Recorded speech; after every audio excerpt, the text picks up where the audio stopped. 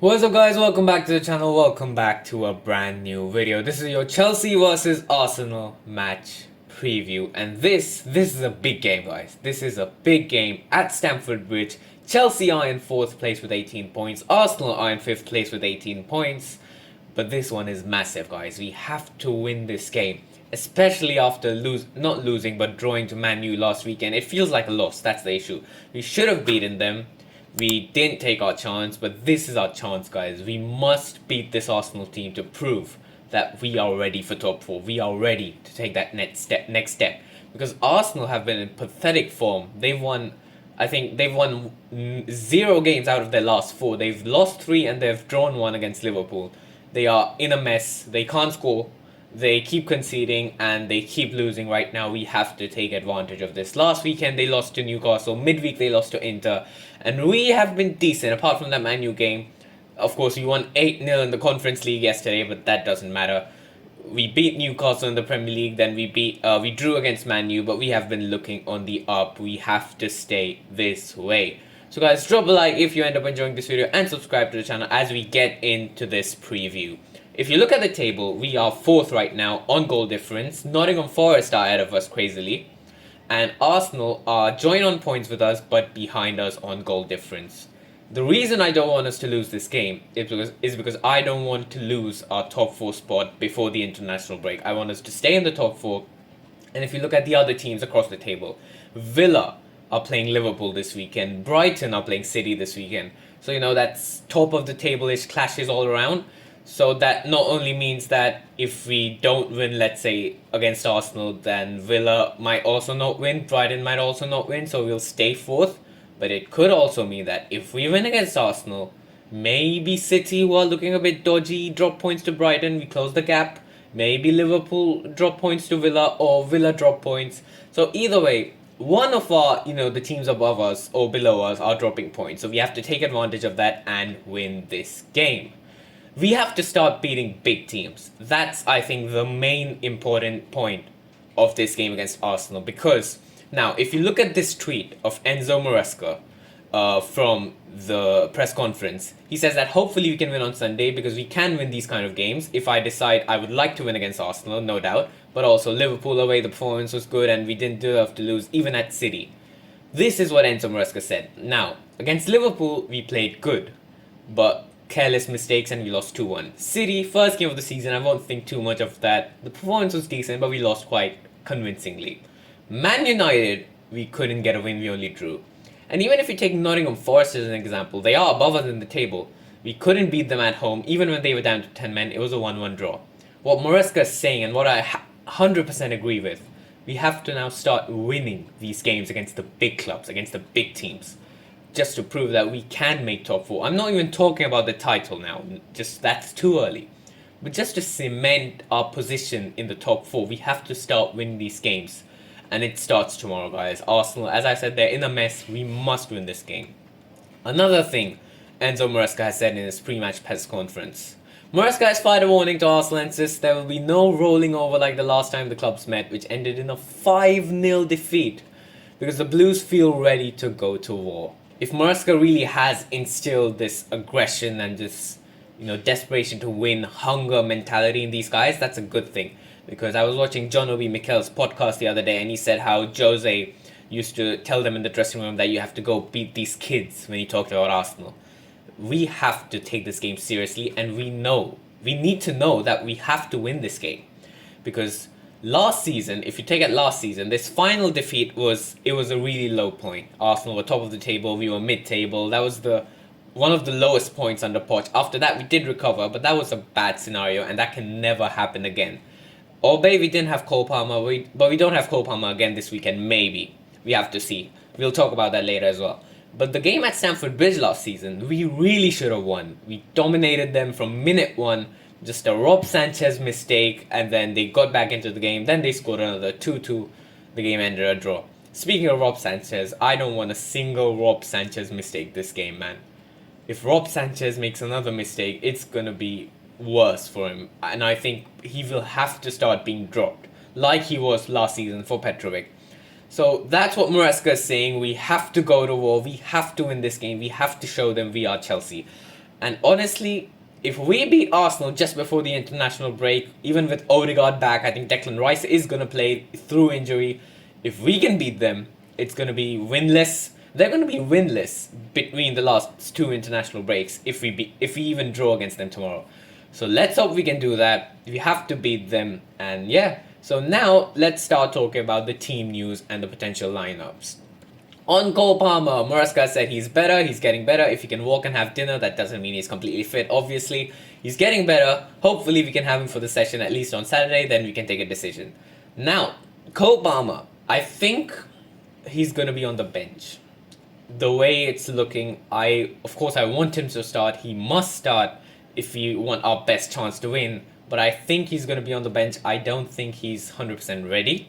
And, given the international break coming, that there's no games, I think Maresca will not risk it because he knows Palmer has that time to recover and be ready for the next games. I think Palmer starts on the bench for this one. I don't think he starts in the lineup.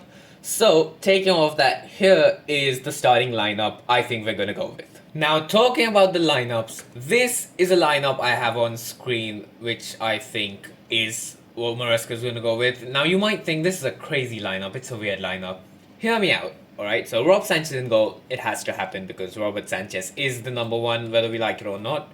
Cole Fofana centre backs, as always. Fullbacks, I'm going to go Cucurella James, just the standard fullback pairing. Because Cucurella James is, just stable defensively, good on the ball, passing. If Reece James, I know he can't, go up and down because injury risk. But Gusto in the 10 is just not working. And with Palmer injured, we're going to have to make some tweaks there, which I'll get into. So Cucurella, Reece James, fullbacks. I don't think any of them will have to invert this game because, again, I'll get into all of that. Now, midfield, the pivot will be Lavia and Caicedo. And this is why I say none of them will have to invert because the midfield, the pivot is already, it already has two guys in the middle. So we don't need them to invert. In front of them is going to be Enzo Fernandez. Now, Enzo Fernandez played in the Conference League. He only played one half. He did look good passing-wise. I'm not comparing the standard of FC Noah to Premier League teams, but it is factual and visible that in the Premier League, the games Enzo Fernandez has played, we have scored more goals. So even though Enzo Fernandez doesn't always look like he's the best playmaker, the best player on our team, he actually does do a lot of stuff, passing-wise, creating-wise, because, let's be honest, he does have that quality, whether we like it or not. I mean, of course, we like the fact that Enzo Fernandez can make those differences, just that so much of the fan base is divided as to whether he's good, whether he's not. But I think we have to accept he does bring out some attacking momentum. So especially with Palmer out, if I'm assuming Palmer is not fit enough to start, we need to have Enzo Fernandez. And along with Enzo Fernandez, I'm also going to be playing João Felix. Because I think João Felix... So with Palmer gone, we need to substitute the creativity. And let's say we don't have João Felix, alright? Let's say we go with the normal Pedro Neto and Madueke wing combination. There's no creativity there, if I'm being really honest, except for Enzo Fernandez.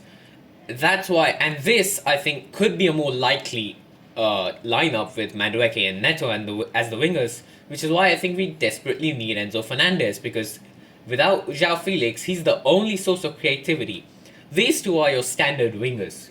They run, and that's not going to create chances. Lavia and Caicedo are decent on the ball, but they just can't create as well as Enzo and potentially João Felix can. That's why I think João Felix is going to get his first time in the Premier League, whether it's like this or maybe even Enzo Fernandez does get dropped yet again and João Felix plays as the cam with, of course, Madueke and Neto as the wingers. In this kind of a situation, what's going to happen is that once again, we're going to need some inverting. So I think if this ends up being the lineup, we could see Gusto come in yet again for Reece James. And then we have that left back, right back switch again, which Maresca's been doing for the last few weeks. And then what happens is Gusto inverts as the other cam. João Felix plays in the left half space where he was playing against FC Noah. 3 at the back, 2 build up, and this is how we roll. The issue, I think, with this is that Gusto just isn't as technically sound. So let's just say in this same lineup, if we can have Enzo Fernandez in this kind of role, it's going to be amazing. Even if, let's take out Gusto, let's put in Cucurella, alright? Let's say we bench Lavia for this game. let's say, and we have Enzo Fernandez playing up in the midfield with Caicedo and then going up, we can easily have Reece James invert. And I don't think inverting into DM will take up a lot of running and, just damage him in terms of injury. I think this could actually be a better lineup. You know what? I'm going to change my lineup. I think this is the best lineup we can go with for tomorrow. Because while we do need defensive stability, let's be honest, if you guys have seen Arsenal play last few games, they are not necessarily the most attacking threat team. What they do is they sit in a low block and they hit on the counter. I think Reece James, Cucurella, Colville, Fofana is a bit shaky, but these guys are going to be enough to deal with Arsenal on the counter. João Felix, Enzo, Madueke, Neto, we need all of these guys for the creativity. And I think even if Palmer is fit to start, I think Palmer is just going to go instead of Felix. I have a feeling Enzo Fernandez is playing this game. Or the other lineup, in case Palmer is fit enough to start, is Madueke out, Enzo Fernandez cam, Palmer on the right, like back in the day, maybe Reece James left back, Gusto right back, he overlaps and connects with Palmer like last season, and Lavia back in the midfield.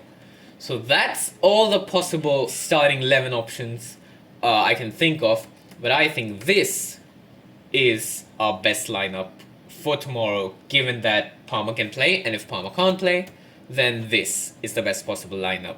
So that's the lineups discussed, and yeah, hopefully this lineup will be good enough to win us the game. Now, speaking of score predictions to end off this video, this is going to be a tough game, but I think we're going to end up winning 2-1. I think Jackson is going to get a goal, I think João Felix is going to get a goal, and we will concede around halftime, maybe just before, just after the halftime break. But I think we will end up winning this game. Come on, you Blues. I think we can win this game. It'll be a good end to this, break between... It'll be a good way to go into the international break. That's all I'm going to say. So yeah, guys, that's it for this video. I'll meet you for the review, of course. So yeah, that's all for today. Have a good day, and goodbye.